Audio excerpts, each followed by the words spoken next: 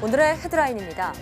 지금까지 모두 5건의 아프리카 돼지열병이 확진된 가운데 인천 강화와 경기 연천에서 의심 신고가 추가로 접수됐습니다. 전국의 모든 돼지 농장과 출입 차량, 사료 공장, 도축장 등에는 이동 중지 명령이 내려졌습니다. 전국 공공연구노조가 운전기사의 임금을 미지급한 김두철 전 기초과학연구원 IBS 원장을 노동청에 고발하기로 했습니다. 또 채용 비리와 관련해서는 사회적 질타의 대상이 되고 있다며 관련자를 검찰에 고발하겠다고 밝혔는데요. YTN 사이언스의 단독 보도 이후에 나온 조치들입니다. 방사선은 DNA 구조를 변형시키는 등 인체에 치명적인 피해를 줄 수 있는데요. 최근 서울 반도체에서 작업자들이 방사선에 집단으로 피폭되는 사고가 있었는데 첫 출근부터 바로 작업에 투입됐고 단 한 번의 안전교육도 없었다고 합니다. 과학본색에서 자세한 내용 알아봅니다. 내가 하면 로맨스, 남이 하면 불륜, 내로남불이라는 말 요즘 많이 쓰이고 있습니다. 남에게는 엄격한 잣대를 가지고 비판하면서 자신에게는 관대한 태도를 말하는데 오늘 생각연구소에서는 내로남불의 심리에 대해 알아보겠습니다.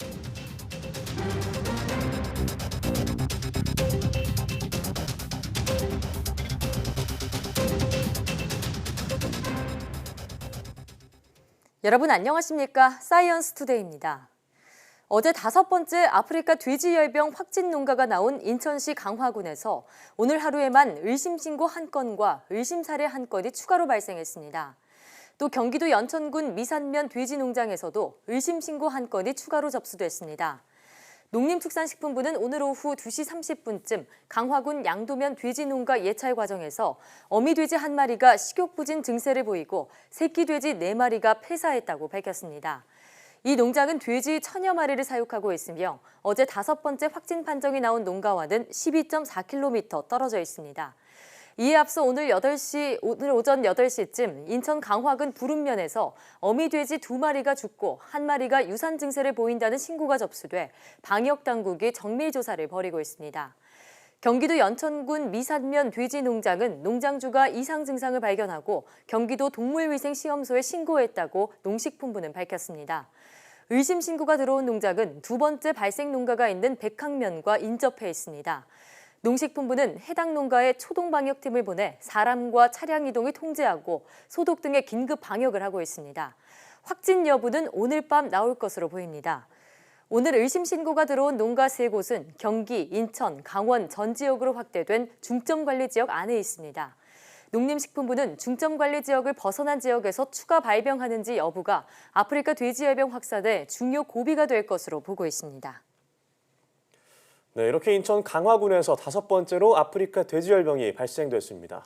인천시는 비상방역 체제에 돌입하고 강화도를 잇는 강화대교와 초지대교를 오가는 모든 차량에 대해 소독을 강화하고 있습니다. 김주환 기자가 보도합니다. 벌써 5번째 발생입니다. 이번엔 인천 강화입니다. 해당 농장 돼지들은 고열이나 유산, 식욕부진, 점막 출혈 등 이상 증상이 없었습니다. 당연히 농장주도 몰랐습니다. 하마터면 발생 사실도 모를 뻔했습니다. 의심 정황을 잡아낸 건 예찰 차원에서 진행한 혈청 검사였습니다. 양성 판정이 나와 곧바로 의심 사례로 포함됐고 초동 방역팀이 현장 통제와 방역에 들어갔습니다. 그리고 채취한 시료를 정밀 검사한 결과 확진으로 최종 확인됐습니다. 인천시는 지난 17일 파주에서 첫 확진 판정이 나온 뒤 43개 돼지 농가 전체를 대상으로 체열 검사를 해왔습니다. 23일까지 16개 농가가 음성 판정을 받았는데 강화군에서 5번째 확진 판정이 나오면서 긴장감이 높아지고 있습니다. 그나마 다행인 것은 5번째 아프리카 돼지열병 확진으로 판명된 돼지 농장 주변 3km 이내에 다른 돼지 농장이 없는 것으로 확인됐다는 점입니다. 강화군에는 인천 전체 돼지 농가의 81%가량이 몰려있고 사육두 수는 인천 전체의 88.2%인 3만 8천여 마리에 달합니다. 인천시는 확산 저지를 위해 마지노선으로 삼는 초지대교와 강화대교의 거점 소독시설 운영을 24시간으로 늘리고 대상도 통행하는 전체 차량으로 확대했습니다. 전체 농가에 생석회를 추가 지원하고 9개 주요 농가엔 농장 초소를 설치해 출입 관리를 강화할 예정입니다. YTN 김주환입니다. 이처럼 아프리카 돼지열병 발생 지역이 빠르게 늘어나자 정부가 고강도의 특별 대책을 발표했습니다. 이동을 막고 방역을 강화하는 중점 관리 지역이 경기와 인천, 강원 모든 지역으로 늘었습니다. 유재복 기자가 보도합니다. 지나치다 싶을 정도로 단호하고 선제적으로 대응하자는 게 강화된 대책의 핵심입니다. 이에 따라 이동 중지와 소독 등 방역의 범위와 강도를 한 단계 올렸습니다. 우선 방역에 가장 공을 들이는 중점 관리 지역을 크게 넓히고 세분화했습니다. 경기도 북부 6개 시군으로 지정되어 있는 중점 관리 지역을 경기도와 강화도, 인천시 전체 지역으로 확대하도록 하겠습니다. 4개 권역은 아프리카 돼지열병 발생과 발생 가능성 등을 고려해 경기 남북부와 강원 남북부로 나뉩니다. 이 지역에서는 앞으로 3주 동안 살아있는 돼지와 가축 분뇨 등을 다른 권역으로 반출할 수 없습니다. 돼지고기는 출하할 수 있지만 수의사의 임상검사 뒤 승인서를 받아야 합니다. 필요하다면 민간 임상수의사 동원령도 발동하기로 했습니다. 이와 함께 앞으로 48시간 동안 전국의 돼지 농장과 도축장, 차량 등을 대상으로 일시 이동 중지 명령이 내려졌습니다. 이 밖에 혹시 모를 북한으로부터의 전염을 막기 위해 민통선을 포함한 접경 지역 14개 시군의 하천과 도로 등을 집중적으로 소독하기로 했습니다. YTN 유재복입니다. 중소 중견기업의 수출 활력 회복을 위해 정부가 해외 마케팅, 무역금융 분야에 7,800억 원을 지원하기로 했습니다. 산업통상자원부는 해외 마케팅 정책협의회를 열고 일본 수출 규제로 어려움을 겪는 기업들에 대한 수출 지원 방안 등을 논의했습니다. 이에 따라 해외 전시회 등 마케팅 분야에 342억 원을 지원하고 한국무역보험공사와 수출입은행은 무역금융 지원 규모를 7,550억 원으로 확대해 해외 진출을 돕기로 했습니다. 또 지역기업이 일본 수출 규제에 적극적으로 대응해 소재 부품 공급망을 안정적으로 확보할 수 있도록 대응 지원센터와 지자체 사이의 협의체를 운영하기로 했습니다. 일본의 수출 규제로 소재와 부품, 장비 국산화를 추진하는 중소기업 10곳 가운데 6곳이 제품 대체까지 적어도 반년 넘게 걸린다고 답했습니다. 중소기업 중앙회는 중소기업 1,000곳을 대상으로 일본의 수출 규제에 따른 기술 개발 관련 애로사항을 조사해 결과를 발표했습니다. 응답 기업 가운데 34%는 개발을 끝내고 상용화까지 걸리는 시간이 6개월에서 1년 정도 걸린다고 답했고 30%는 1년에서 3년 가까이 소요된다고 말했습니다. 또 응답 기업의 절반은 소재, 부품, 장비 국산화를 위한 제품 개발 단계에 들어섰고 이 가운데 28%는 개발을 끝내고 성능 시험과 판로 개척을 추진하는 것으로 조사됐습니다. 앞으로 자율주행 차량 통신 기술을 개발하는 국내 기업이 기술 개발을 위한 테스트를 자유롭게 진행할 수 있게 될 전망입니다. 과학기술정보통신부는 5.9GHz 대역 이동통신 기반 차량통신 단말에 대한 국제공인 인증시험 서비스를 제공한다고 밝혔습니다. 인증시험 서비스는 한국정보통신기술협회 TTA를 통해 제공하며 올해 LTE 기반 테스트를 시작하고 앞으로 5G 영역까지 넓혀갈 예정입니다. TTA는 국내 기업에 해당 테스트베드를 상시 무료 개방하고 표준 기술에 대한 컨설팅을 제공하며 기업은 국제공인 인증시험에 드는 비용의 25% 정도만을 부담하면 됩니다. 세계 석유화학 시장은 사실상 미국과 중국 두 나라가 독점하고 있는데요. 천연가스의 일종인 셰일가스 등에서 나오는 메탄을 최대 99%까지 각종 화학 원료로 전환할 수 있는 기술을 우리 연구진이 개발했습니다. 이정우 기자입니다. 메탄은 석유화학 공정과 셰일가스에서 대량으로 나오는 값싼 가스입니다. 연간 메탄 발생량 6억 톤 대부분이 난방이나 발전용으로 사용되고 4% 정도만 화학 원료로 쓰이고 있습니다. 국내 연구진이 강력한 온실가스인 메탄을 석유화학의 주 원료인 에틸렌 등 화학 원료로 전환하는 기술 개발에 성공했습니다. 전환율이 99%에 달하는데 기술 핵심은 촉매입니다. 저희가 개발한 촉매를 사용하게 되면 메탄을 에틸렌이나 아로마틱스와 같이 우리가 원하는 화학물질로 선택적으로 전환을 시켜서 사용을 할 수 있다는 점에서 장점이 있습니다. 촉매 표면을 최적화해 섭씨 1000도가 넘는 고온에서 산소 없이 화학 원료를 만드는 데 성공했다는 겁니다. 이산화탄소나 탄소 덩어리 같은 부산물이 생기지 않고 에너지 효율도 크게 높였다고 설명했습니다. 메탄을 에틸렌 등 화학연료로 최대 99%까지 전환할 수 있는 이 기술은 세계 석유화학 시장의 판도를 새롭게 바꿀 것으로 전망됩니다. 셰일가스를 통해서 에틸렌을 생산한다면 현재 시장보다 4배 이상의 시장력을 가질 수 있기 때문에 원가 경쟁력이라든지 시장 장악력 측면에서 굉장히 유리한 장점을 가지고 있고요.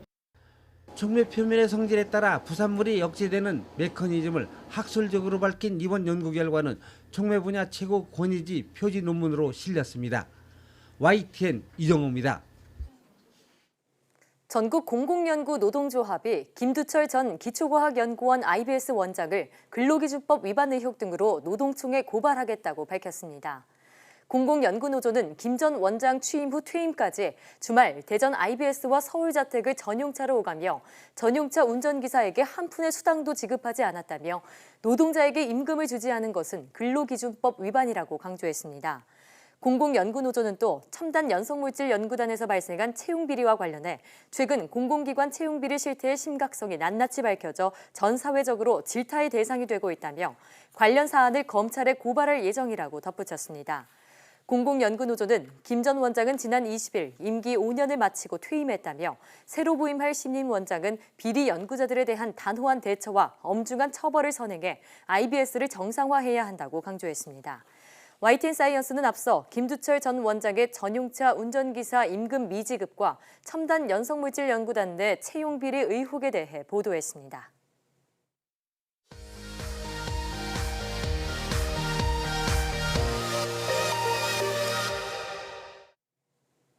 화제의 뉴스를 골라 과학 기자의 시선으로 분석하는 과학 본색 시간입니다. 네, 이동훈 기자와 함께하겠습니다. 안녕하세요. 어서 오세요. 네, 오늘은 어떤 이야기를 나눠볼까요? 네, 요즘 뭐 방사능, 방사선 뭐 이런 얘기 자주 듣게 되잖아요. 예. 뭐 한창 논란이 되고 있는 이 후쿠시마 원전 오염수 문제도 그렇고요. 또 뭐 생활 주변에서 잇따라 발견되는 라돈 검출 제품들 네. 이런 것들이 뭐 다 방사선과 관련이 돼 있는데 최근에는 이 서울 반도체에서 이 방사선에 사람이 피폭되는 사고가 있었습니다. 네. 자세히 한번 알아보겠습니다. 네, 자 여러 번 저희가 보도를 해드린 바 있는데 서울 반도체 협력업체에서 일하던 직원들이 피폭이 된 그런 사고였습니다. 이 과정을 다시 한번 짚어주시죠. 네, 먼저 뭐 이번에 서울 반도체에서 방사선에 피폭된 사람은 모두 7명입니다.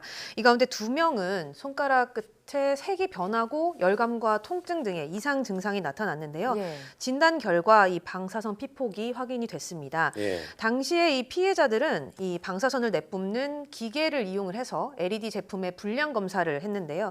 이 기계의 안전장치를 풀고 작동하는 바람에 네. 그대로 방사선에 노출이 네, 됐습니다. 안전장치를 풀었다고 하니까 안전장치가 있었다는 얘기인데 네. 그럼 어떤 기계를 사용하다가 이제 문제가 발생한 건가요? 네, 이 서울 반도체의 주력 제품이 LED입니다. 예. 이런 LED의 내부에 결함이 있는지 보기 위해서 LED를 깨지 않고 이 방사선으로 촬영을 해서 보는 건데요. 네.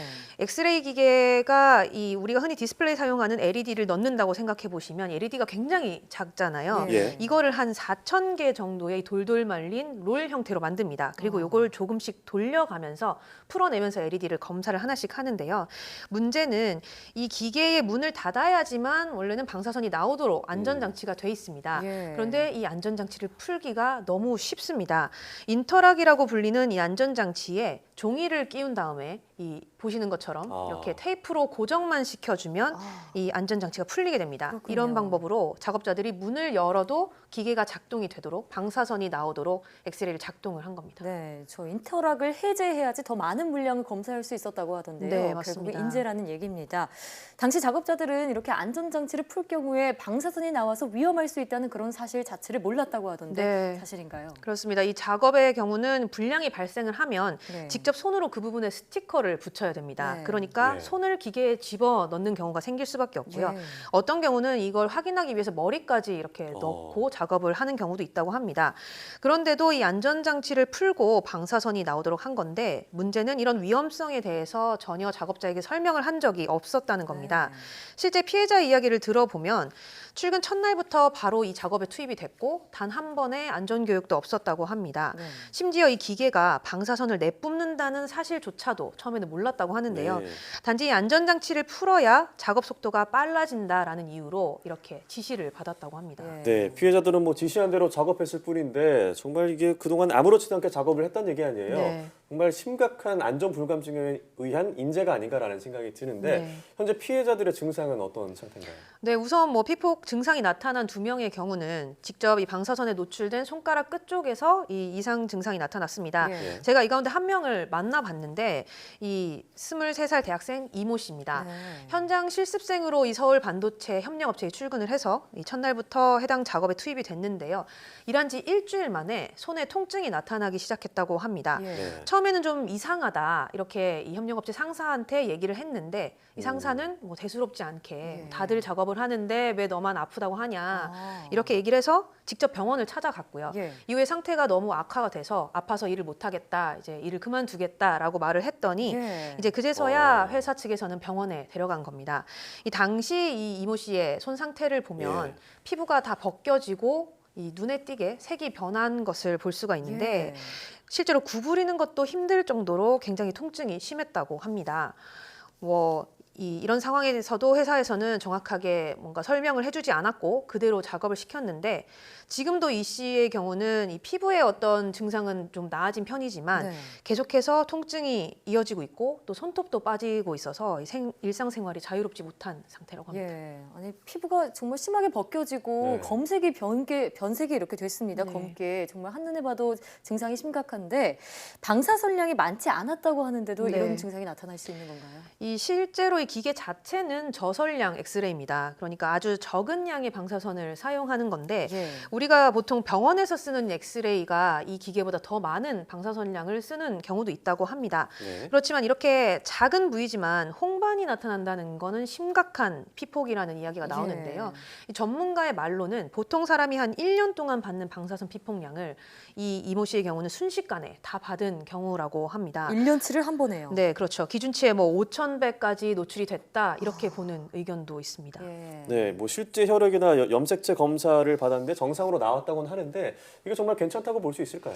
왜냐하면 이 혈액이나 염색체 검사의 경우는 이 방사선 피폭이 몸 전체에 미치는 영향을 보는 겁니다. 네. 그래서 이 머리부터 발끝까지 노출된 피폭 선량을 봤을 때는 정상으로 나왔다는 거죠. 예. 뭐 유전적으로는 문제가 없다는 얘기인데 그렇다고 피폭이 안 된 건 아니거든요. 분명히 이 기준치를 훌쩍 넘는 방사선에 노출이 됐기 때문에 네. 증상이 이렇게 나타난 거고요. 이게 앞으로 어떤 영향을 줄지는 알 수 없습니다. 실제로 이 백혈병이라든가 뭐 피부암의 원인이 될 수 있기 때문에 네. 이 피해자의 경우는 계속해서 추적 검사가 이루어져야 합니다. 네. 직접 만나보신 이 피해자는 23살, 네. 모두 사회초년생인데 신체적인 고통도 있지만 정신적인 충격도 클 것 같습니다. 네, 그렇죠. 이 전문가들은 오히려 이 정신적인 문제가 더 크다라고 네. 얘기를 하는데 예. 이 이모 씨의 경우도 현재 이 사고 이후로 정신과 치료를 받고 있고요. 그렇군요. 무엇보다 이 앞으로 어떤 이 고통이 더 있을지 모른다라는 두려움 때문에 굉장히 힘들어하고 있었습니다. 네. 그럼 이 사고에 대한 조사는 현재 어떻게 이루어지고 있나요? 네, 이 담당 규제기관인 원자력 안전위원회가 계속해서 이 서울 반도체에 대한 조사를 하고 있습니다. 최근 이 3년 동안에 비슷한 기계를 사용했던 작업자들한테 당시 상황을 물어보고 뭐 다른 문제는 없었는지 또 피폭의 우려는 없었는지 조사를 하고 있습니다. 지금까지 뭐 퇴사자들을 포함을 해서 250명 가까이 조사를 마쳤는데요. 추가 제보가 계속해서 나오는 상황이라서 사실 조사 대상은 더 늘어날 것으로 보입니다. 그렇군요. 하지만 이런 비슷한 기계를 쓰는 곳이 사실 서울 반도체뿐만은 아니고요. 또 다른 업체에서는 어떤 방식으로 작업을 하는지 알 수 없는 상황입니다. 그래서 이 조사와 대책을 마련하는 예. 게 무엇보다 좀 시급할 것 같습니다. 네. 또 피해자의 아버지가 철저한 조사와 책임자 처벌을 요구하는 청와대 국민청원도 네, 올렸던데요. 맞습니다. 네, 말씀하신 대로 피해자들에 대한 보상과 함께 적절한 재발 방지 대책도 제대로 이루어져야겠습니다. 네. 이어서 다음 소식 넘어가 보죠. 네, 이 얼마 전에 우리나라에서 200만 호 특허가 탄생을 했습니다. 예. 네. 이 첫 번째 특허가 나온 게 1948년이니까요. 71년 만에 200만 개의 특허가 나온 겁니다. 네. 200만 번째 특허가 이제 나타났다는 얘기잖아요. 자, 200만 번째 특허는 어떤 내용이었을까요? 네, 이번 이 200만 호 특허는 생명공학 기업에서 등록한 바이오 기술입니다. 네. 이 암을 치료하는 항체를 세포 안으로 정확하게 전달하는 기술인데요. 기존의 이 항암제의 효과를 높일 수 있는 방법이라고 합니다. 이번 200만 호 특허 달성을 기념을 해서 대통령이 직접 특허증에 서명을 하는 행사를 열기도 했습니다. 네. 자, 71년 만에 200만 호 특허가 나왔습니다. 이게 어떤 의미를 갖고 있는지 궁금한데 우선 다른 나라와 비교했을 때 어느 정도 수준인 건가요? 네, 우선 뭐 전 세계적으로 200만 호 특허가 나온 나라는 미국과 뭐 프랑스, 영국 등지의 한 6개 정도 나라인데 우리나라가 이번에 7번째로 이 200만 호 특허를 달성을 한 겁니다. 네. 100만 호 특허가 나온 게 2010년이거든요. 네. 그래서 100만 호 특허 달성까지는 사실 60년이 넘게 걸렸는데 불과 9년 만에 우리나라에 이 200만 호 특허가 나온 거죠. 엄청나네요. 네, 특히 우리나라의 경우는 이 1980년대까지 화학이나 섬유 분야가 특허가 굉장히 많았습니다. 예. 그런데 2000년대에 들어서면서 반도체나 휴대전화 같은 이 IT 기술이 굉장히 많이 개발이 됐죠. 네. 그러면서 이와 관련된 특허가 빠르게 늘어났고요. 큰 비중을 차지를 하기 시작했습니다. 네. 이후에 꾸준히 특허 등록 건수가 늘어나면서 2010년대에 들어서는 드디어 이제 우리나라가 주요 지식재산 강국으로 네. 이렇게 떠오르게 된 거죠. 네, 그럼 이 특허가 많아진다는 거, 그러니까 특허를 달성했다는 200만 호 특허를 달성했다는 게 어떤 의미가 있을까요? 뭐 무엇보다 큰 의미는 이렇게 특허를 확보함으로써 우리나라가 기술 자립을 앞당길 수 있다는 겁니다. 예. 네. 이 특허가 산업 성장의 흐름을 보여주고 또 앞으로의 시장을 내다볼 수 있는 지표가 되는데요. 특허가 많을수록 이 관련 분야의 다양한 연구가 이루어지고 또 새로운 기술들이 개발된다는 뜻이기 때문입니다. 네. 그만큼 이 기술 자립은 물론이고요. 또 이 세계 시장을 주도할 수 있는 그런 힘도 커지게 되는 겁니다. 특히 요즘에 일본의 이 수출 규제 때문에 우리가 골머리를 앓고 있는 그렇습니다. 시기잖아요. 네. 이럴 때 우리가 이렇게 200만 호 특허를 달성을 하고 또 이걸 좀 중요하게 생각한다 이런 걸 보여주는 것 자체로도 좀 의미가 있을 것 같습니다. 네. 일본의 경우에는 또 기술 단계마다 특허 등록을 해놔서 네. 후발주자들의 진입 장벽이 높다고 하던데요. 이번에 200만 호 특허 달성을 계기로 기술 보호가 좀 잘 이루어져서 세계 시장에서도 경쟁력을 갖길 바랍니다. 오늘 말씀 잘 들었습니다.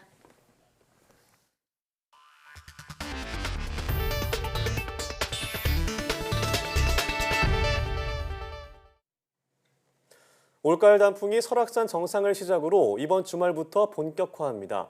단풍은 산 정상부터 아래로 20% 정도가 물들면 첫 단풍이라고 공식 발표하는데요. 국립공원공단은 최근 일교차가 커지면서 대청봉 정상부터 단풍이 시작됐다고 밝혔습니다. 단풍 전선은 하루 20에서 25km씩 남쪽으로 이동해 강원도를 제외한 그 밖의 내륙에서는 10월 11일 전후에 첫 단풍 소식이 들려올 것으로 보입니다. 지리산 10월 11일, 북한산 17일, 팔공산과 내장산, 한라산 19일 등 예년보다 하루에서 나흘가량 늦겠습니다. 산의 80%가 물드는 단풍 절정기는 첫 단풍 후 약 2주 후부터 나타납니다. 따라서 설악산 10월 18일, 북한산 10월 29일, 지리산은 10월 23일에 가장 화려한 단풍을 볼 수 있겠습니다. 아기 단풍으로 유명한 내장산은 11월 9일쯤 절정을 이룰 전망입니다. 심한 가려움증을 일으키는 감염병 옴 환자가 국내에서 매년 4만 명 넘게 발생하는 것으로 나타났습니다.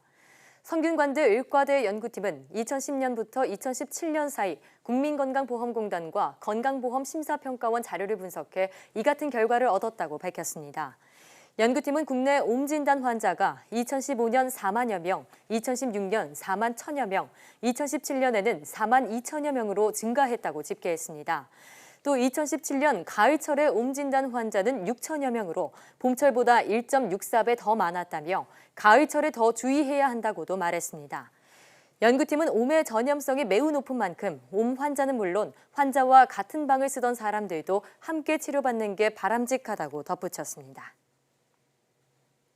후쿠시마 원전 오염수 해양 방류 문제를 최근 우리 정부가 국제사회에 제기하자 일본 정부는 별 문제가 없는 걸 가지고 왜 그러냐며 상당히 민감하게 반응하고 있습니다. 하지만 정작 일본 정부 여당 안에서조차 갑론을박이 벌어지면서 갈팡질팡하고 있습니다. 도쿄에서 황보현 특파원이 보도합니다. 일본 후쿠시마 원전 부지를 가득 메운 대형 탱크. 안에는 깨진 원자로 내부 핵연료를 냉각시키는 데 사용된 오염수가 들어 있습니다. 최근 자리에서 물러난 일본 집권 자민당 소속의 전 환경상은 이 오염수를 인근 바다에 버리는 게 최선이라고 주장했습니다. 思い切ってね、放出してそれを希釈すると。 그러자 후쿠시마 어민들이 들고 일어났습니다. 오염수가 버려진 바다에서 잡은 해산물을 누가 먹겠느냐며 반발한 겁니다. 風評被害を増長するものであると浜の業者は今回のこの発言にまさに怒り心頭に達しております。 깜짝 놀란 신임 환경상은 직접 후쿠시마로 달려가 전임자 발언에 대해 사과했습니다. 率直に申し訳ないと前大臣の発言ですので、新しく大臣になった私がそこで傷ついた方々にしっかり向き合うことも私はやらなきゃいけないと思いました。 해양 방류에 대해 애둘러 반대 입장을 나타내자 이번엔 전 환경상이 새 환경상을 비판했습니다. 듣기 좋은 말만 하면서 확실한 입장을 말하지 않는 것은 정부 강요로서 맞지 않는다며 해양 방류가 최선이라는 주장을 이어갔습니다. 일본 전문가들 사이에서도 의견이 갈립니다. 찬성파들은 오염수에 포함된 삼중수소는 자연 상태에도 존재하는 물질이기 때문에 바다에 버려도 괜찮다는 논리를 펴고 있습니다. 반대하는 쪽은 저농도라 해도 삼중수소가 DNA에 영향을 미칠 수 있다는 해외 연구 결과가 있다면서 최소한 10년 이상은 지상에 저장하면서 해결 방법을 찾아야 한다며 맞서고 있습니다.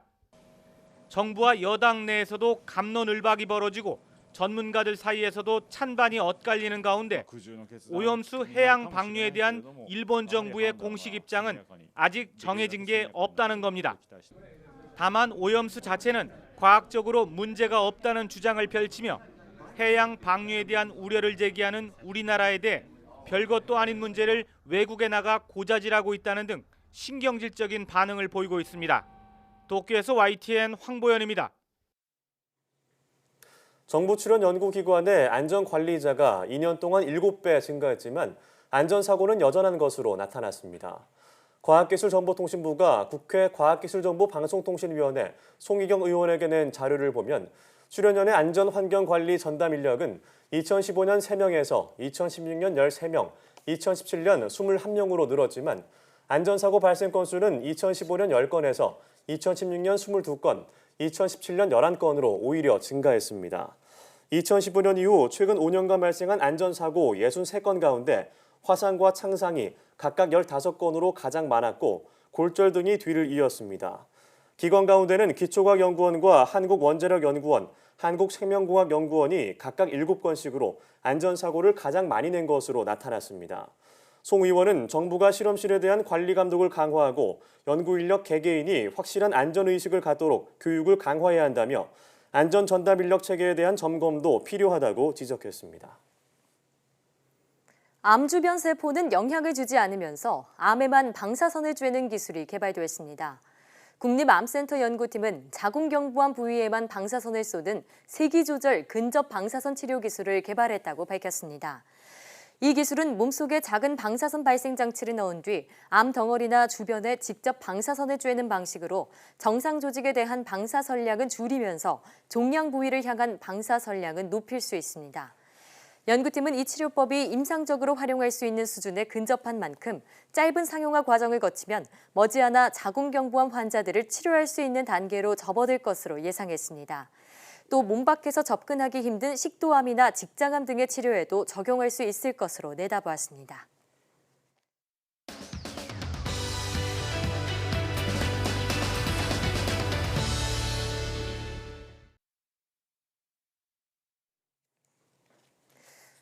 네, 똑같은 상황이어도 남에게는 엄격한 잣대를 들이대면서 자신에게는 너그러운 태도로 합리화하는 경우를 종종 볼 수 있는데요. 자, 그런 심리가 나타나는 이유는 무엇일까요? 네, 오늘 생각연구소에서는 내로남불의 심리에 대해 알아보겠습니다. 연세대학교 심리학과 이동기 교수와 함께하겠습니다. 네, 교수님 안녕하세요. 어서 오세요. 네, 내가 하면 로맨스, 남이 하면 불륜. 내로남불이란 말 요즘 뭐 정치권이나 여러 군데에서 많이 발생하는 것 같습니다.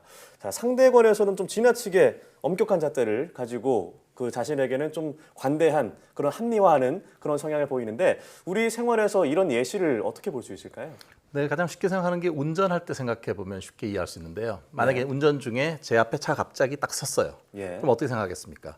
보통 생각할 때 저 사람 운전 실력이 별로라든지 저 사람의 성격이 안 좋다든지 운전은 인격인데 이렇게 얘기했겠습니까? 그러니까 다른 사람에 대해서 볼 때는 그 사람의 어떤 성격이나 내재적인 문제로 금방 이제 원인을 돌리지만 반대로 이제 제가 급정거를 하고 뒷사람이 놀랄 그럴 경우 있지 않습니까? 그때는 내가 뭘 잘못했다기보다는 앞에 신호가 빨리 끊겨서라든지 어쩔 수 없었다. 교통 흐름이 좋지 않고 내 앞에 있는 사람이 얌체짓을 해서 그렇다 이런 식으로 상황 요인에 자꾸 그거를 이제 원인을 돌리잖아요.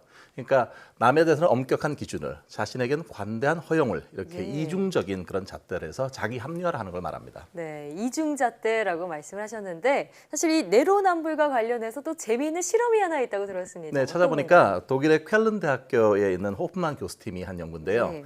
이제 실험 참가자들을 모은 다음에 이렇게 얘기를 해요. 지금 오실 때부터 그 1시간 전부터 자신이 했던 일들 중에서 잘한 일, 일종의 선행을 적어보고 또 자신이 한 일 중에 좀 잘 못한 일, 일종의 악행을 적어봐라. 이렇게 얘기를 하고요. 또 하나는 뭐냐면 그 1시간 동안 내가 관찰했던 타인, 다른 사람의 선행과 악행에 대해서도 함께 적어봐라. 이렇게 얘기를 했습니다.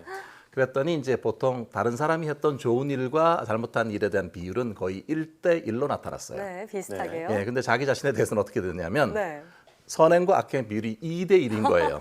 나는 훨씬 더 잘한 일이 많은 거죠. 2배나 많네요. 기본적으로 이제 자기 본의적으로 생각을 하기 쉽다는 겁니다. 그렇군요. 뭐 의도하든 의도하지 않았든 자연스럽게 그렇게 된다는 얘기 같은데 자, 그럼 이 내로남불의 현상이 나타나는 어떤 심리는 무엇일까요? 네, 그래서 이제 이게 그 오스트리아 심리학자인 프리츠 하이더라는 사람이 행위자, 관찰자, 귀인, 편향 조금 어려운 말인데요. 행위자일 때하고 관찰자일 때하고 어떤 일이 일어났을 때 그거의 원인을 귀속시킬 때 차별성이 생긴다는 겁니다. 예를 들어서 우리가 어떤 다른 사람이 이제 어떤 행동을 할 때, 자신이 행동을 했을 때는 여러 가지 상황을 잘 알고 있잖아요. 그러니까 자기 자신의 어떤 행동이 뭔가 좀 잘못됐을 때는 그 원인은 아까 말씀드린 것처럼 상황적인 요인으로 쉽게 생각을 하는 겁니다. 나는 열심히 하려고 했지만 상황이 잘 좋지 않았다 이렇게. 하지만 내가 관찰하는 다른 사람이 어떤 한 행동을 만약에 잘못했으면 저 사람 문제야 이렇게 생각하는 거죠. 그러니까 행위자에게는 상황 요인에 대해서 귀인을 하는 경향이 있고 관찰자 입장이 됐을 때는 그 사람의 성격 요인에 귀인하는 경향이 있는 거죠. 근데 그렇게 되는 이유 자체가 뭐냐면은 행위자인 자기 자신은 자기 행동을 관찰할 기회가 없어요. 이게 결국은 나 자신에 대해서 보는 게 아니라 어쩌면 내가 처한 상황이라든지 이런 정보나 지식을 충분히 알고 있잖아요. 그러니까 상황 요인에 귀인할 가능성이 많고 내가 관찰한 저 사람 눈에 딱 보이기 때문에 저 사람의 행동이라든지 저 사람 자신의 어떤 성격이나 이런 것들을 금방 캐치할 수 있게 되는 거죠. 그래서 행위자, 관찰자일 때 둘 간에 서로 편향이 나타날 수 있다. 이렇게 볼 수 있습니다. 그렇군요. 자, 그런데 이렇게 나에게만 너그럽고 타인에게는 비판적인 내로남불 현상, 비단 개인 간의 문제는 또 아닌 것 같습니다. 사회적으로도 그런 현상이 나타나고 있는 것 같은데 어떤 일들을 들 수 있을까요? 그래서 이제 뭐 정치를 보면 주로 그런 생각이 드는데요. 일종의 이제 진영 논리 같은 게 있잖아요. 뭐 한쪽 진영과 다른 쪽 진영 이렇게 갈라져서 그러면 어떻게 되냐면 우리 편이 한 행동은 어떤 것이든 다 잘한 거고 상대 진영에서 했던 일은 어떤 것이든 다 잘못한 것으로 생각하잖아요. 일종의 편 가르기 이런 것이 일종의 이제 진영 논리에서 많이 나타나는데 내로남불의 또 다른 모습이라고 볼 수 있겠습니다. 그렇군요. 보시면 이제 역대 정권도 그렇고 사실 여야가 바뀌어도 이런 식의 어떤 그 편 가르기 또는 내로남불식의 어떤 그 언급은 많은데요. 예를 들어서 그러다 보면 이제 막말이 생기는데 예를 들어서 자유한국당에서 지난번에 문재인 대통령을 김정은 수석 대변인이냐 이렇게 일종의 얘기를 하니까 여당에서는 당연히 국가 원수에 대한 모독죄다 이렇게 얘기를 했고 야당에서 다시 얘기하면은 너희도 지난 정권 때 그렇게 했다 이렇게 이런 식으로 서로 막말을 하는데 사실 안타까운 점은 뭐냐면 양쪽 다 자기 자신이 잘못한 것에 좀 사과를 하고 이런 태도를 보이면 서로 이제 얘기를 할 수 있을 텐데 서로 상대는 잘못했고 나는 괜찮다 이런 식의 논리 일종의 내로남불이 많이 나타나고 있고요. 사실 그 정치 이외에도 종교라든지 어떤 신앙이라든지 이런 것도 되게 문제가 될 수 있는데요. 실제로 어떤 종교라는 이름 하에 많은 전쟁과 테러와 이런 것들이 이루어지고 있잖아요. 근데 이제 보시면 예전에 나치의 그 아우슈비츠 수용소가 있었잖아요. 그때 이제 히틀러가 관여되는데 히틀러가 생각했던 어떤 그런 그 독특한 사고 이런 것들이 영향을 준 겁니다. 예를 들어서 상당히 자기중심적인데 이렇게 히틀러는 얘기했대요. 신체적으로나 정신적으로 건강하지 못한 그런 가치 없는 사람들이 있다. 이런 사람들은 그 사람들이 자식을 낳으면 고통이 다음 세대까지 전수되니까 그런 사람들을 없애야 한다. 이런 논리인 거죠. 우생학을 믿었죠. 네, 그래서 유태인들을 차별하고 그다음에 학살하고 이런 그 비극적인 일이 일어났습니다. 네, 어떻게 보면 내로남불의 가장 끔찍한 결과가 네네. 아닌가라는 생각이 듭니다. 자, 그렇다면 이제 우리 사회에서 이 내로남불 현상이 심화가 된다면 어떤 문제들을 초래할 수 있을까요? 뭐 좀 전에 그 정치 얘기했지만 사실 요즘 가장 이제 이슈가 되고 있는 것 중에 하나가 특별하게 자세히 얘기하지 않겠습니다만은 일종의 금수저 장학금 논란 이런 것들이 있잖아요. 네. 예를 들어서 뭐 앞에서는 기회가 있을 때마다는 정의나 평등이나 이런 것들이 많이 강조되지만 실제로 이제 한 개인의 가족이나 이런 쪽으로 들어가게 되면은 상당히 이제 자식 중심이라든지 이런 쪽으로 일어나는 거잖아요. 그래서 실제로 부자인데도 여러 가지 편법적으로 장학금을 뭐 받았네 이런 것이 논란이 되고 있는 그런 상황인데요. 사실 이렇게 지도급 인사들이 이렇게 일종의 언행이 불일치하고 이런 것들이 좀 만연하게 되면 사실 사회적으로 손실이 되게 많습니다. 예를 들어서 이제 기득권층에 대해서 보이는 어떤 위선이나 이런 것들이 일반적인 사람들, 일반적인 가치, 공정의 가치를 중요하게 생각하는 사람들 같은 경우에는 허탈하고 상대적으로 박탈감을 느끼고 심한 경우에는 분노나 또는 정치 혐오 이런 쪽으로도 이어질 수가 있잖아요. 그러면 이제 정치 불신 같은 것이 생기고 불신 사회가 되면은 사실 여론조사도 못 믿고 연구 결과도 못 믿고 이러니까 도대체 뭘 믿어야 되느냐 이렇게 되고 도덕 불감증이라든지 회의론이라든지 이런 것이 확산되게 됩니다. 그래서 여러 가지 보면은 많은 음모론 같은 게 자꾸 나타나게 되고 소위 뭐 가짜 뉴스 이런 얘기들이 문제가 될 수 있는데요. 각 진영 간의 상대를 내로남불의 프레임에 자꾸 집어넣으려고 해요. 그렇게 되면 극심한 갈등이 생기고 그러면 결국은 우리는 옳고 너희는 틀렸다라고 하는 일종의 이분법적인 사고가 만연하게 되고요. 또 일종의 상대방은 일단 무시하고 보는 소모적인 논쟁 같은 것들이 이어져 갖고 결국은 사회의 그 진영 간에도 소통이 안 되고 화합은 상당히 멀리 있게 되고 그러면 국력 자체가 약화되는 그런 그 문제가 발생할 수 있습니다. 그렇군요. 얘기를 듣다 보니까 역지사지가 안 된다면 적어도 나의 모습만큼을 객관화해서 보는 그런 자세가 필요하지 않을까 이런 생각도 드는데 이 내로남불의 함정에 빠지지 않으려면 어떻게 해야 할까요? 실제 이제 우리 눈이 항상 밖으로 향해 있기 때문에 자기 자신을 보기가 되게 어렵잖아요. 그래서 첫 번째 생각할 거는 자기 중심성을 탈피해라. 말이 쉽지 않잖아요. 그렇지만 이게 이제 공존의 가치를 다시 확립하는 게 되게 중요하다고 생각합니다. 제 입장에서는 사람들은 전반적으로 좀 불안전하기 때문에 우리 모두는 사실 잘못된 판단을 할 그럴 가능성이 충분히 있어요. 그러니까 항상 내가 옳다라고 하는 자기 중심성을 좀 탈피할 필요가 있겠고요. 그다음에 이제 사람들 사이에 있다 보면 서로 다르니까 갈등이 생길 수가 있는데 지금까지 갈등의 원인을 찾는 것도 중요하지만 제 생각에는 갈등이 발생했을 때 그럼 어떻게 할 건가? 일종의 갈등을 조정하는 방법에도 좀 더 관심을 더 많이 기울여야 되지 않나 이렇게 생각이 되고요. 사실 교육이 되게 중요한데 원칙이라는 것이 되게 지켜야 될 중요한 것들이고 또한 대화나 타협의 기술도 배워야 하는 것이고 또 공동의 선을 추구하는 거 이런 것들도 중요한 부분이잖아요. 그런 것들은 사실 하루아침에 이루어지는 건 아니잖아요. 민주시민이 되려면 사실 어릴 때부터 사회화 과정을 통해서 이런 것들이 습득되어야 되기 때문에 가정이나 학교에서의 교육 이런 것들이 정말 중요하다고 생각이 되고요.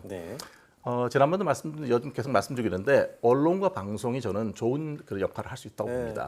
이런 시민의식 같은 걸 고취를 시키고 또 지나치게 이제 조회수라든지 클릭수 이런 거에 너무 연연하지 마시고 좀 더 좋은 방향을 견인하는 그런 하나의 어떤 선두주자로서 언론과 방송의 역할에 기대를 해봅니다. 네, 맞아요. 말씀하신 대로 요즘 정치권이나 사회 모습 지켜보면 언론의 역할이 정말 중요하다는 걸 느끼게 됩니다.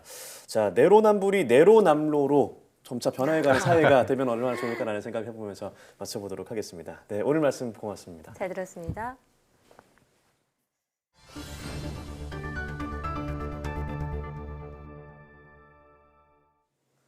재미난 실험을 통해 일상 속 과학을 탐구해보는 오늘의 과학실 시간입니다. 네, 과학의 법칙을 이용하면 우리도 인간의 한계를 뛰어넘는 슈퍼히어로가 될 수 있다고 하는데요. 어떤 내용일지 화면으로 만나보시죠. 우리가 슈퍼히어로 영화에 열광하는 것은 어렸을 적 동심을 일깨워주고 인간의 한계를 뛰어넘는 능력을 그들은 가지고 있기 때문일 겁니다. 그런데 우리도 슈퍼히어로가 될 수 있을까요? 그 해답은 뉴턴의 법칙에 있는데요. 모든 작용에는 크기가 같고 방향이 반대인 반작용이 항상 존재한다고 합니다. 아이언맨의 슈트도 화염이 아래 방향으로 내뿜어지면서 작용과 반작용의 법칙으로 위로 상승하게 되는 거죠. 이런 법칙은 우리가 수상 레저에서도 경험할 수 있습니다. 와, 이제 저기 보시면은 물의 수압만을 이용해서 저렇게 아이언맨처럼 공중으로 나는 모습을 볼 수가 있는데 저게 바로 뉴턴의 제3법칙 때문에 저렇게 날 수가 있는 거거든요. 강력한 수압이 보드 아래쪽으로 작용하면 그 반작용으로 인해 보드가 뛸 수 있는 겁니다. 플라이보드의 원리는 제트스키와 관련이 있는데요. 제트스키가 앞으로 갈 때 뒤로 내뿜는 물을 호스로 연결해 보드에서 물을 아래쪽으로 뿜도록 하는 거죠. 그러면 아래로 향하는 물의 작용 덕분에 보드가 위로 올라갈 수 있는 겁니다. 이렇게 과학의 법칙을 이용하면 불가능한 건 없는 것 같죠? 오늘 알아본 작용, 반작용의 법칙. 우리 생활 곳곳에도 이런 재미있는 과학이 숨어 있었네요.